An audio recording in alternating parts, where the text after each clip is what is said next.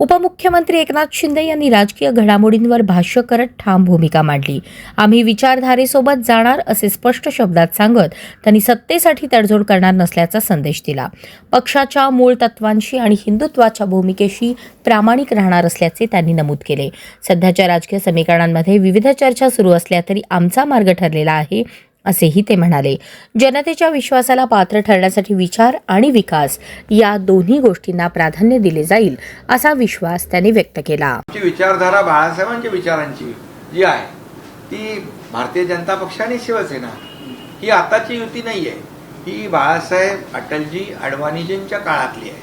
आता एनडीएचे आमचे प्रमुख आहेत प्रधानमंत्री नरेंद्र मोदीजी।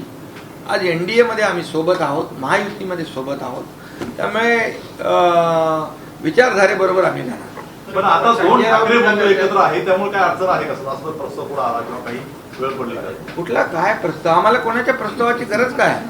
इथे शिवसेना भाजप युतीचा महापौर महायुतीचा होतोय मुंबईमध्ये।